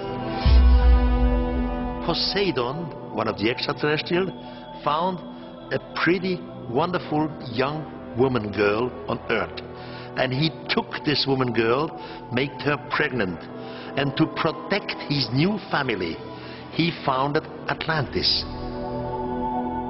According to the legend, after a failed attempt to invade Athens, disaster struck the island.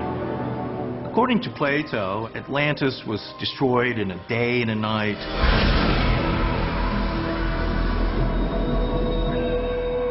Cataclysmic destruction that sank the entire island and its capital city.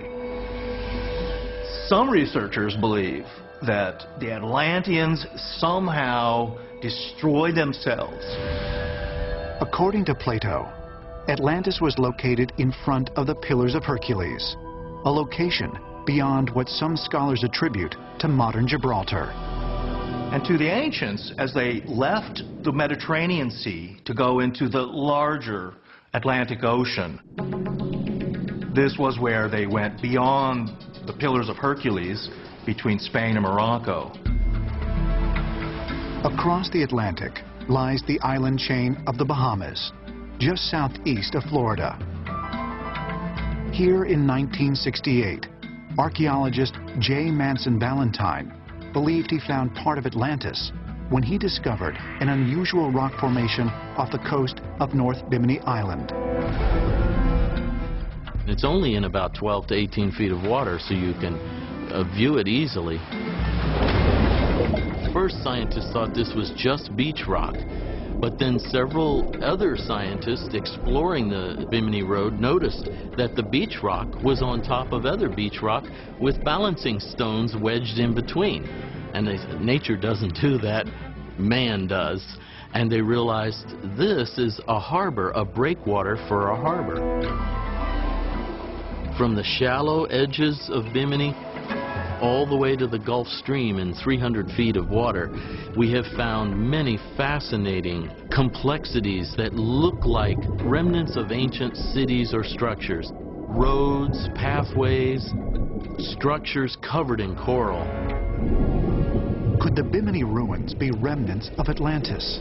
And if so, could these roads lead to other sites buried under sand and water? In the year 2000, while mapping the seafloor off the western coast of Cuba, a research expedition led by Russian-Canadian oceanographer Paulina Zalitsky spotted symmetrical stone structures deep below the water. Remarkably, they were over a half-mile down. Divers cannot do this kind of investigation, so we have to use remote operating vehicle. And this vehicle is equipped with video cameras, and manipulators, and it controlled from the deck of the ship. The expedition was also armed with side-scan sonar equipment, used to create images of large areas of the seafloor and underwater objects. I was in control room on board of the ship, and we were receiving that image coming from side scan. And this is just one of the many other images that we were obtaining of the area of structures made of large stones placed one on top of another. Well, what do they end up with? It is an image that shows these rectangular 90-degree angles over and over and over on very large structures that seem to have wide avenues. The exploration found huge stone blocks in pyramid shapes. Others more circular. Most were gigantic, reaching 16 feet in height and weighing several tons. 30 geometric structures emerged, appearing to be the remains of streets, buildings, tunnels, and pyramids, all at a depth of 2,200 feet below the surface of the water. We might well have here the evidence of a prehistoric culture that would probably go back tens of thousands of years, and that's very exciting indeed. Using dating techniques based on the presence of nearby volcanic ash, geologists estimated the underwater city sank over 6,000 years ago. Could this be a half-mile down some part of the sunken Atlantis from 9,000, 10,000 years ago that Plato talked about? Well, the Atlantis myth is integrally related with the area of the Caribbean and the Bahamas, in particular Cuba. Plato talks about an island empire. He's probably talking about dozens of different islands of different sizes, not just in the Western Atlantic, but probably stretching out right into the Central Atlantic area. Both the Cuban and the Bahamian ruins lie on the western edge of the Bermuda Triangle, an area of ocean covering over 500,000 square miles, known for magnetic anomalies, extraterrestrial sightings, and unexplained disappearances of aircraft and ships. Could there be a connection between Atlantis and the area known as the Devil's Triangle? On the edge of the Bermuda Triangle, there are underwater ruins of the ancient city of Atlantis, the prehistoric city of Atlantis. So yes, there is a theory that Atlantis lies not near Greece, but in the Bermuda Triangle. If Plato's texts are true, then other Greek myths may provide a hint of the true fate of Atlantis. One myth tells of the Titan goddess named Asteria, who fell from the sky and became an island. In ancient Greece, we have a number of myths which describe islands, bronze gleaming islands that fell from the sky and landed in water. I don't think that Atlantis, therefore, was an actual stationary physical island. Atlantis, according to Plato, disappeared in one night with a lot of fire and a lot of smoke. See, I don't think that Atlantis sank. I think Atlantis lifted off.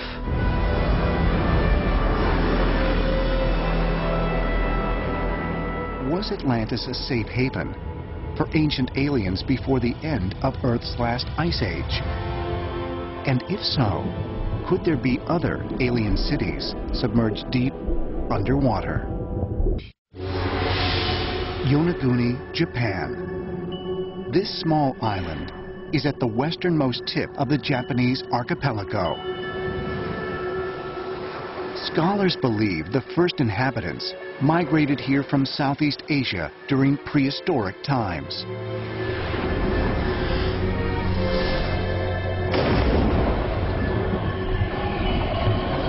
In 1987, in nearby waters, dive tour operator Kiichiro Arataki made a shocking discovery. A massive complex of stone formations lay hidden a mere 60 feet beneath the ocean surface. Experts call it one of the greatest discoveries in the history of underwater archaeology. What's intriguing about the complex at Yonaguni is that there are a whole range of monuments pretty much side by side, and this, to my eye, looks unmistakably to be the work of human beings, not the random action of the ocean on differential layers of stone.